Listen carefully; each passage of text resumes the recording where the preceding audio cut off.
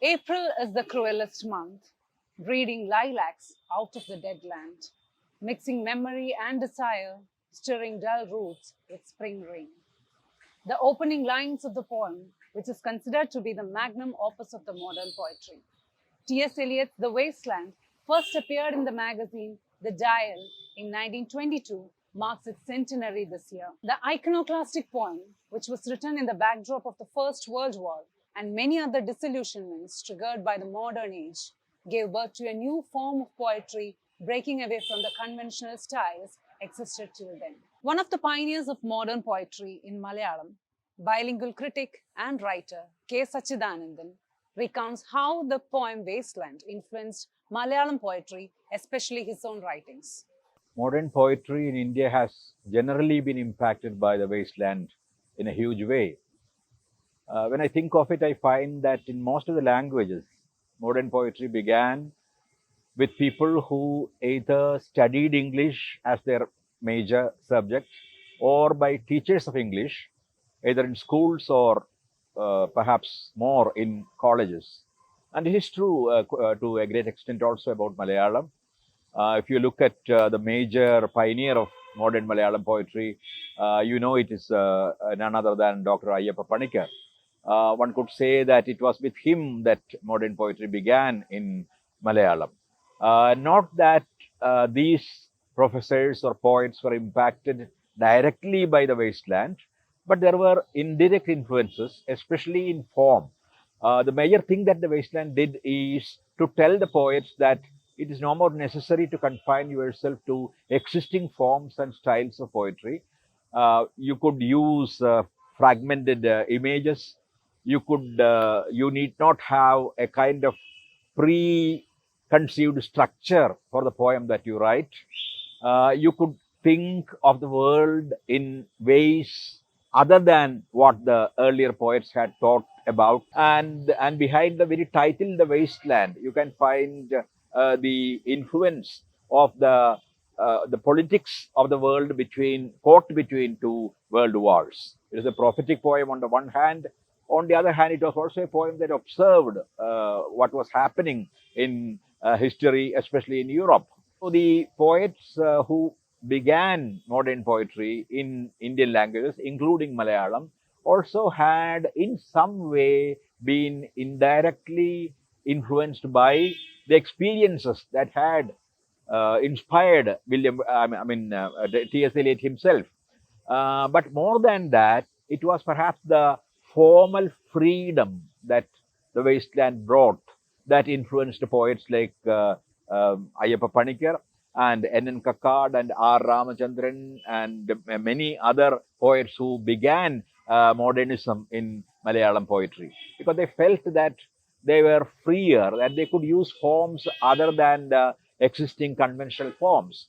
They could break out of meter, for example. Many of them invented new meters. Sometimes they used free verse, and also they began the use of prose in poetry. I think what is important is the kind of formal freedom that the wasteland offered to the poets writing in those times. Along with that came the use of very concrete and modern kind of images, and the entire sculpture and the architecture of modern poetry was deeply impacted by the wasteland. So I would say that more than the influence of the content of the wasteland, it was the influence of the form that you could perhaps obtain in poets like Panikar and perhaps a whole generation of poets who wrote along with him. So language, metaphor, image, structure, form, architecture. Perhaps it was in these areas that the wasteland had its deepest impact in Malayalam, as it had also in many other languages in India. Eliot's poem "The Wasteland" was part of our syllabus for English masters, which I did in Maharaja's College in Ernakulam. So that was how I first got acquainted with the poem, the poet, and also the various implications of the poem. Much later, it was translated into Malayalam by Ayyappa Panikar. In my early poetry, you will find that mood of despair and disappointment and disillusionment that you may find in many of my early poems, perhaps had something to do with my acquaintance with the poem Wasteland. That is the first influence. And secondly, as I said about Panikkar and other poets, the Wasteland influenced me very deeply at the formal level. Because I began writing, in fact, in free verse. I used meters, I still use meters. Not that I have completely broken free from metrical structures, but I felt, like many other poets at that point of time, that it is not necessary that I confine my poetry to conventional metrical forms. I could use different kinds of forms. I could use prose.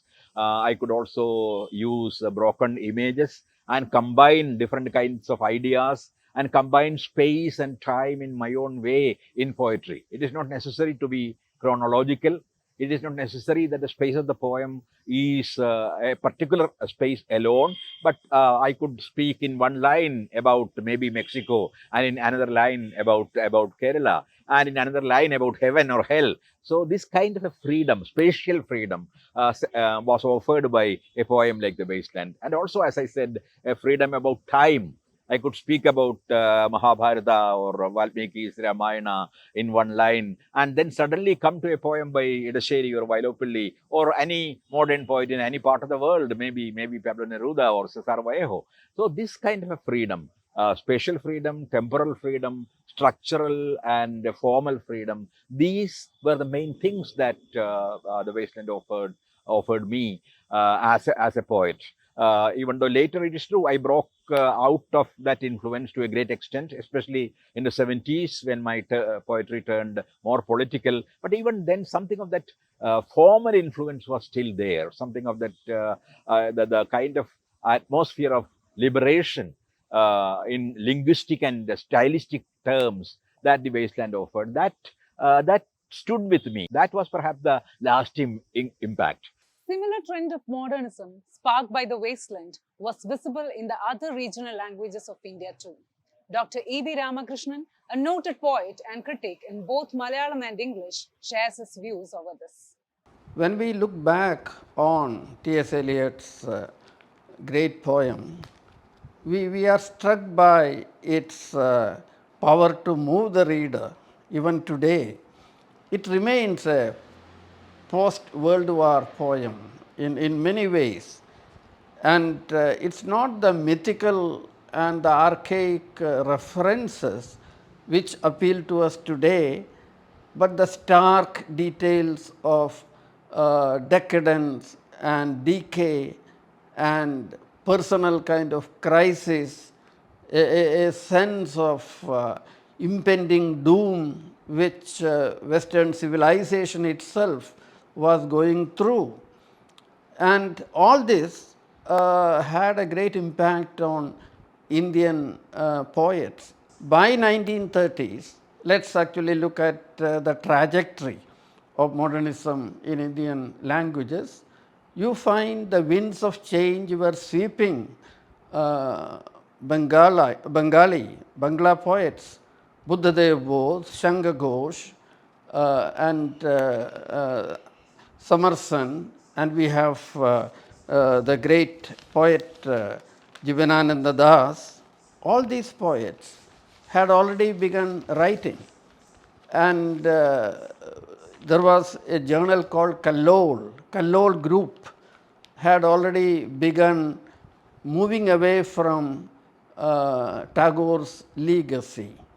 In fact, in a letter Buddhadev Bose wrote to Tagore, he says increasingly poems are going to be written in prose. And the last volume of Tagore's own poetry was not in the usual Tagorean style of musical and dense kind of poetic tone. It was in prose. There was a new generation of poets who had lost their faith in the prevailing ideologies, and they did turn away from this impulse to pontificate or moralize or comment on society. And when you turn to Hindi, you find Agyey. He was instrumental in inaugurating a phase of modernist poetry in Hindi, Tar Saptak brought in what you call Nai Kavita. And a series of, in Tar Saptak, you also find Kedarnath Singh, you find Mukti Bodh is one of those very strong modernist poets in Indian poetry. Though Agge wrote mostly about the personal alienation and about the need to use poetry as a kind of mode of probing the inner world. But in Muktibodh you find a concern with the outside chaotic, violent world of every day. Poetic language has ceased to communicate. The romantic, the nationalist, or the progressive, they all have used language in such a way that the poetic language can no more communicate what an authentic kind of experience. And the same concern you find in Mardekar. Mardekar is a major poet in Marathi. In 1947, he brought out a volume called Kahi Kavita. And Chitre, in the introduction, he actually says, war, death, mechanical life, lack of conviction, lack of faith, lack of ideals, a feeling of sickness, nausea, ennui, and a religious terror.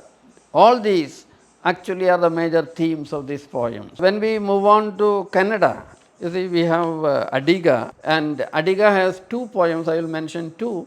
You see, the inmates of this old house.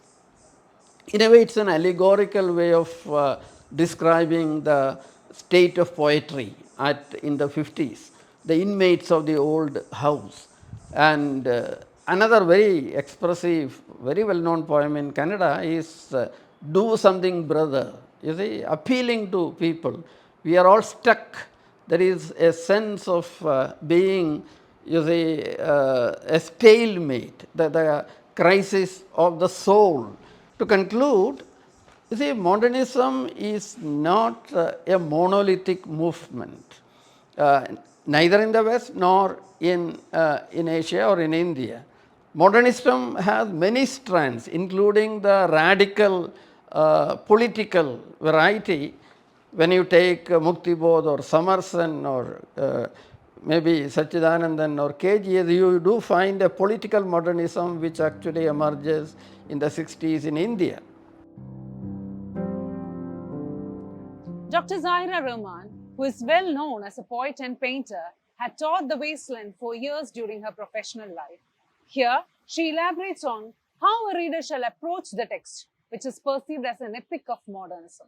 The fact that we are talking about it and the fact that it is important and significant, even 100 years after it was published, it goes on to show that how relevant the poem or the epic poem is. I would call it an epic poem because it traces the journey towards a meaning, towards a solution, towards a goal, towards some answer.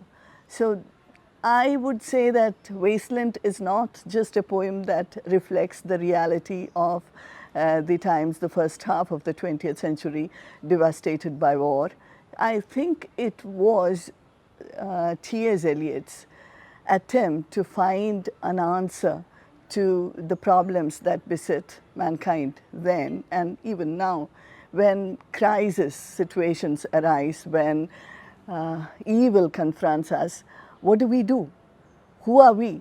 What is our purpose in life? All these are questions that really trouble us in times of crisis. Otherwise, we go with the tide.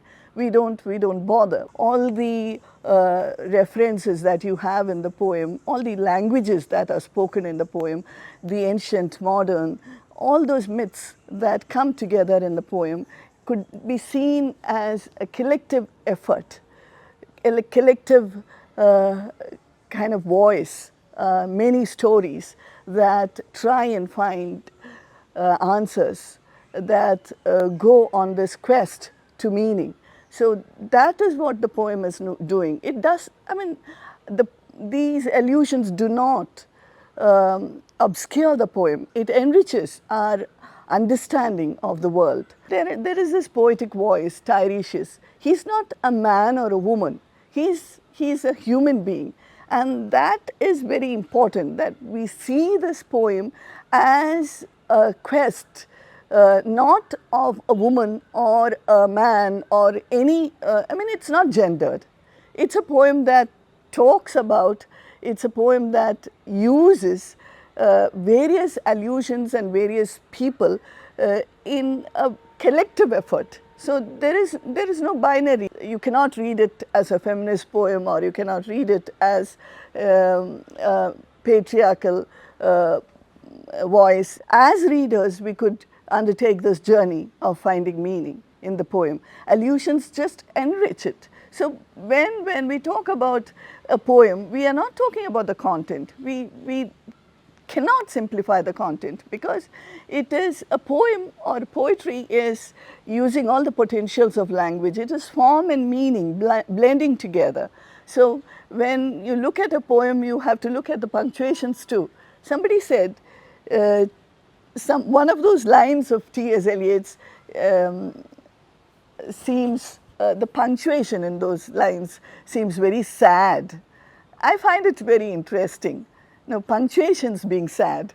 And so we have to look at everything in a poem. As readers, we have this responsibility of moving together with these people, with these numerous people, ancient and modern, trying to find meaning. Aswin Vijayan, a young English poet based in Kozhikode, is emerging as the face of Indo-Anglian poetry by winning numerous accolades and achieving international recognition. Here, he will be talking over the contemporary relevance of the poem, The Waste Land. T.S. Eliot was once described as a minor poet with a major poem. As a critic, he had a vision for how poetry should be and how English poetry should develop and evolve.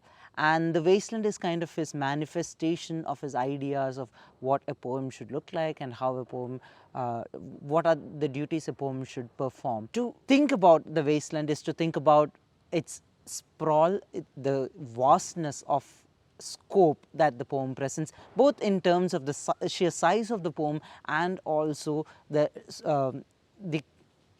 allusions that span across centuries that you see in a poem like The Wasteland. So this itself, this idea of being able to represent ideas, bring together ideas from different centuries, different eras to present, to talk about the thoughts of a generation, the thoughts of a war-torn generation, the thoughts of a war-torn Europe, is something new and nuanced that Eliot brings to us. April is the cruelest month. Eliot begins The Wasteland with an allusion to the first English poet, Chaucer, and he also sets the tone of the poem that he is here talking about a particular moral trouble, a troubled landscape is what he is presenting, and the thawing of the ice, that everything that was frozen is loosened and the immorality is just flowing. And he has this one particular, he uses this one particular image later in the poem, in the first section itself. He says, death has undone so many, and he portrays the people walking towards their jobs early in the morning, walking across the London Bridge.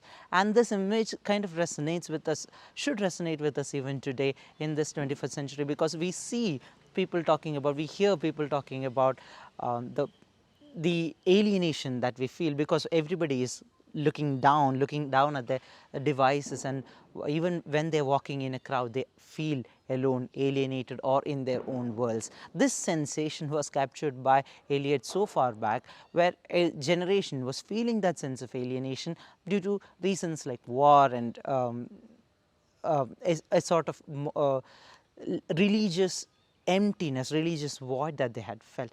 And Eliot was primarily a religious poet. Throughout his career, he was a religious poet. He starts asking the question, the religious question, beginning with Prufrock, one of his earliest major poems, in Love Song of J. Alfred Prufrock. He asks the question, or at least tries to formulate the moral question.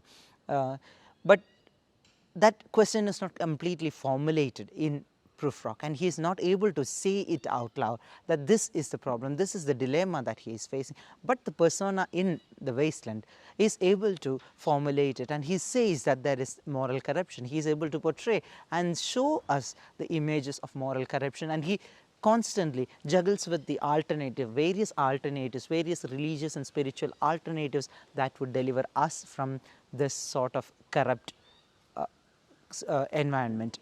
And his first suggestion is the red rock. There is shadow under this red rock, the rock being the Christian church and the Christian belief. He is suggesting that probably it is the Christian church, the Christian belief that would save us, that would deliver us from the corruption of the world. But as the poem progresses, there is an uncertainty, there is no trust in the church. So this sort of distrust he keeps building throughout the progress of the poem. He keeps building this distrust, and towards the end he probably suggests that there is somewhere else, the answer lies somewhere else, that we should probably look east.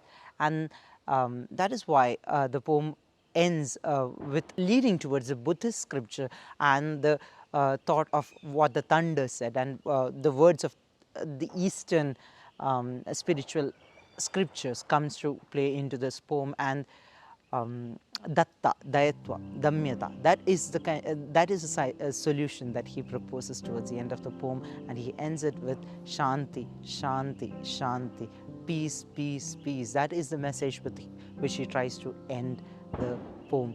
The poem The Wasteland is divided into 5 sections, which are the burial of the dead, a game of chess, the fire sermon, death by water, and what the thunder said. Here, I'll be reciting a few lines from the second section of the poem, which is titled A Game of Chess. The chair she sat in, like a burnished throne, glowed on the marble, where the glass held up by standards wrote in fruited wines, from which a golden Cupidon peeped out. Another hid his eyes behind his wing. Doubled the flames of 7-branched candelabra, reflecting light upon the table as the glitter of her jewels rose to meet it. From satin cases poured in rich profusion, in vials of ivory and colored glass, unstoppered, lurked her strange synthetic perfumes, unguent, powdered, or liquid, troubled, confused, and drowned the scents and odors. Stirred by the air that freshened from the window, these ascended in fattening the prolonged candle flames, flung their smoke into the licuria, stirring the pattern on the coffered ceiling. Hued seawood, fed with copper, burnt green and orange, framed by the colored stone, in which sad light a carved dolphin swam.